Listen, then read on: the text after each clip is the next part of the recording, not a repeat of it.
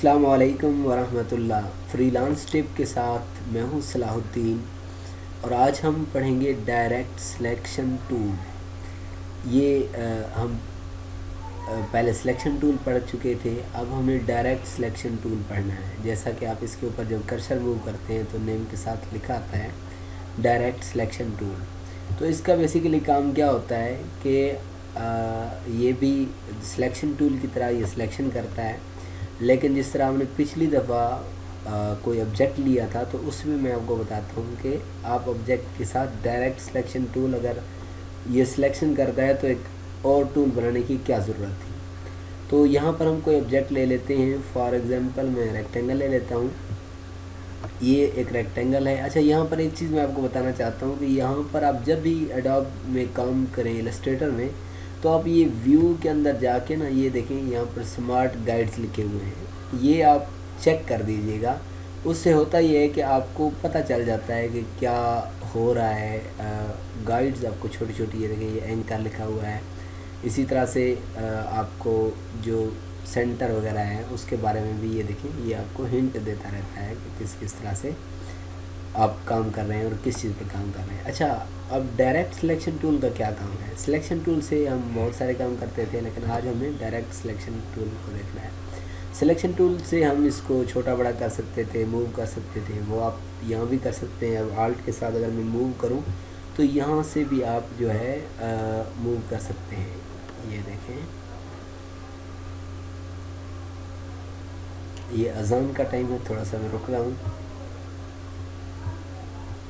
चलिए शुरू करते हैं। अजान हो चुकी है। तो यहाँ पर मैंने कॉपी बनाई है, लेकिन आपको ये कॉपी नज़र नहीं आ रही। अच्छा, ऐसा कुछ आपके साथ भी हो सकता है, तो उसकी वजह क्या है, मैं ये कॉपी नज़र क्यों नहीं आ रही। ये देखें, उसकी वजह ये है कि ये देखें हमने जो स्ट्रोक है उसके अंदर हमने कोई कलर वाइट फिल किया हुआ है, तो वो वाइट कलर को ही जो है वो सिलेक्ट कर रहा है। ये देखें, अब जो ये कलर है इसका ये शो हो गया है, इसका अभी भी नहीं हुआ। तो इसके लिए हम क्या करेंगे, यहाँ डबल क्लिक करेंगे स्ट्रोक के ऊपर और जाके आप इसका जो भी आप कलर सेलेक्ट करना चाहते हैं आप वो ले लें, तो उसका वो कलर सिलेक्ट हो जाएगा। ठीक है, तो ये मैंने दो बॉक्सेस ले लिए हैं। मैं यहाँ पर समझाना ये चाह रहा था आपको कि हम कॉपी यहाँ से भी ले सकते हैं, ठीक है। लेकिन डायरेक्ट सिलेक्शन टूल का क्या फ़ायदा है, मैं आपको यहाँ दो बॉक्सेज इनका कंपैरिजन करके दिखाता हूँ। अब ये सिलेक्ट नहीं हुआ पड़ा, ये सिलेक्ट हुआ पड़ा है। तो आप यहाँ पर ज़रा गौर कीजिए कि यहाँ पर आपको ये डॉट्स शो हो रहे हैं, जिनको हमने बताया था कि एंकर बोलते हैं एडोब इलस्ट्रेटर की ज़बान में। तो ये एंकर है और ये इसको पाथ बोलते हैं, ठीक है। एक एंकर से दूसरे एंकर तक जो लाइन होती है इसको पाथ बोलते हैं, ठीक है। तो आइए हम देखते हैं कि इसका क्या काम है। एक तो इसका काम ये है कि आप इस एंकर को पकड़ के एक एंकर को एडिट कर सकते हैं। जो हमारा सिलेक्शन टूल था उससे हम सारे शेप को छोटा कर सकते या बड़ा कर सकते। यहाँ पर हम जो है एक जो एंकर पॉइंट है या सारे एंकर पॉइंट हैं उनको एक साथ जो है एडिट कर सकते हैं। मैं आपको दिखाता हूँ कैसे। फॉर एग्जांपल हम ये एंकर पॉइंट ले रहे हैं, तो इसको ये देखिए मैं इस तरह से सॉरी मैंने इसको सिलेक्ट नहीं किया तो ये सारे मूव कर रहा है। ये देखें, यहाँ पर पहले इसको सिलेक्ट करना है इस एंकर पॉइंट को, ठीक हो गया। तो ये दोनों सिलेक्ट हो गए हैं। तो चले दोनों के साथ हम ये देखें, ये दो एंकर पॉइंट मेरे पास सिलेक्ट हो गए हैं, ठीक है। तो ये दोनों इस तरह से एक नई शेप बन गई है आपकी, ठीक है। गेट नुमा एक शेप बन गई है, ठीक है। तो यहाँ पर हम किसी भी एक, अब यहाँ से इसको हम देख लेते हैं। तो ये देखें, यहाँ से अगर शिफ्ट हम प्रेस करके ये सिलेक्ट कर लेते हैं, ये देखें ये दोनों सिलेक्ट हो गए हैं। अब मैं आपको दिखाता हूँ कि क्या होता है। ये देखें, ये दोनों एक साथ मूव हो रहे हैं, ठीक हो गया। ये देखें, मैं इनको छोड़ रहा हूँ तो ये इस तरह की शेप बन गई है। आप जहाँ से चाहें, आप जिस एंकर पॉइंट को या एक साथ या अलग अलग आप अगर उनको सेलेक्ट करना चाहें तो आप कर सकते हैं, ठीक है। मैं इसको कंट्रोल Z कर रहा हूँ और उसके बाद मैं आपको एक और चीज़ दिखाना चाहता हूँ। ये देखें, इसके ऊपर जैसे हम क्लिक करते हैं तो आप यहाँ देखें कि आपको यहाँ सर्कल नुमा नज़र आ रहे हैं। ये देखें, ये देखें।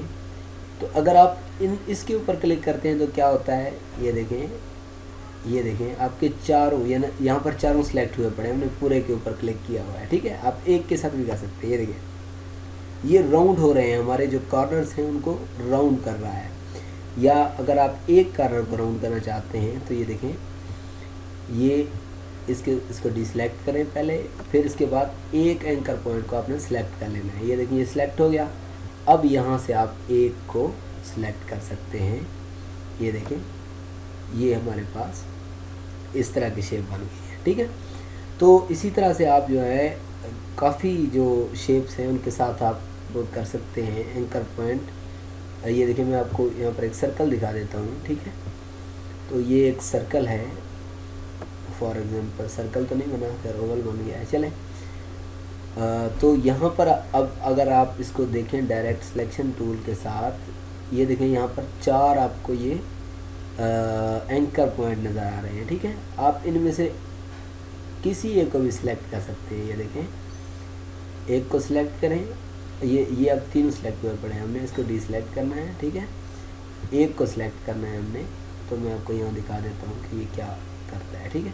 अच्छा यहाँ पर आपको मैं एक और चीज़ दिखाना चाहता हूँ। ये देखिए ये इनके साथ हैंडल लगे हुए हैं, ये हैंडल है, ये हैंडल है और ये हमारा एंकर पॉइंट है। तो हैंडल के साथ क्या होता है, आप इस हैंडल को अगर ऊपर खींचेंगे तो ये देखें ये वाला जो हिस्सा है ये ऊपर जा रहा है। अगर आप इस हैंडल को ऊपर खींचते हैं तो ये देखें ये वाला हिस्सा जो है ऊपर जा रहा है, ठीक है।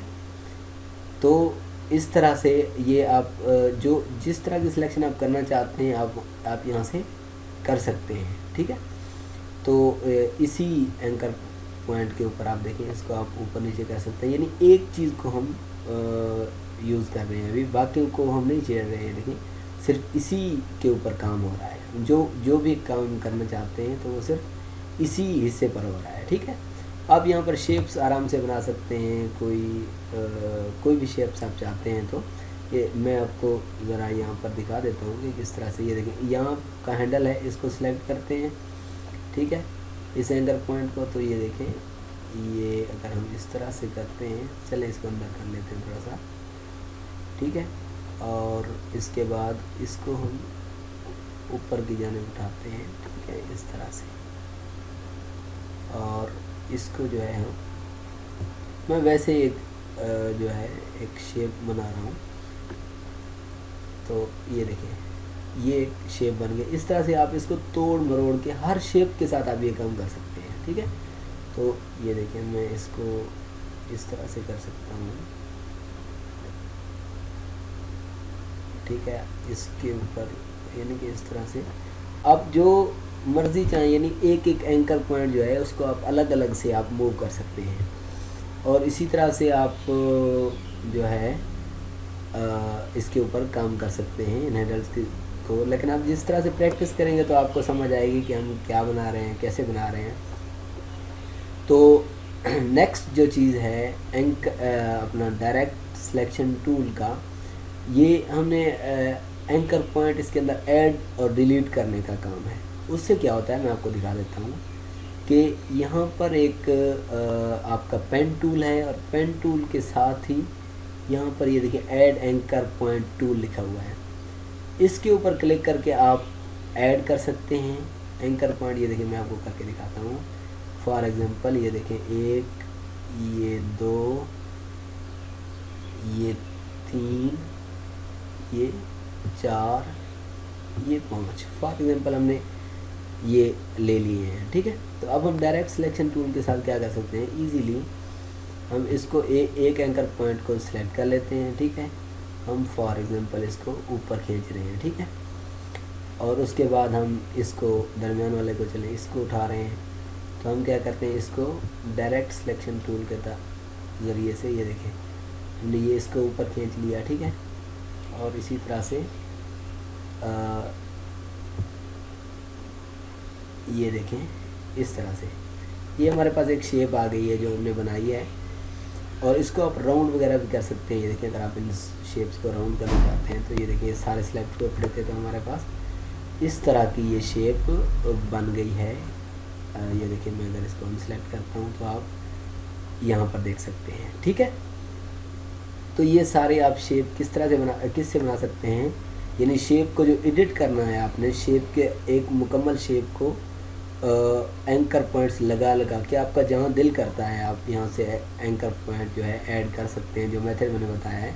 और आप डिलीट भी कर सकते हैं, वहीं से आप पेन टूल वाले बॉक्स के ऊपर यहाँ पर डिलीट एंकर पॉइंट टूल लिखा हुआ है, वहाँ से जाके आप कोई भी एंकर को डिलीट कर सकते हैं। तो ये था हमारा डायरेक्ट सिलेक्शन टूल। उम्मीद है कि ये लेक्चर आपके लिए ज़रूर फ़ायदेमंद साबित हुआ होगा। आपकी राय का इंतज़ार रहेगा कमेंट बॉक्स के अंदर। अपना ख्याल रखिएगा, इंशाल्लाह मुलाकात होगी अगले टूल के साथ। तब तक के लिए दुआओं में याद रखिएगा। अस्सलामु अलैकुम।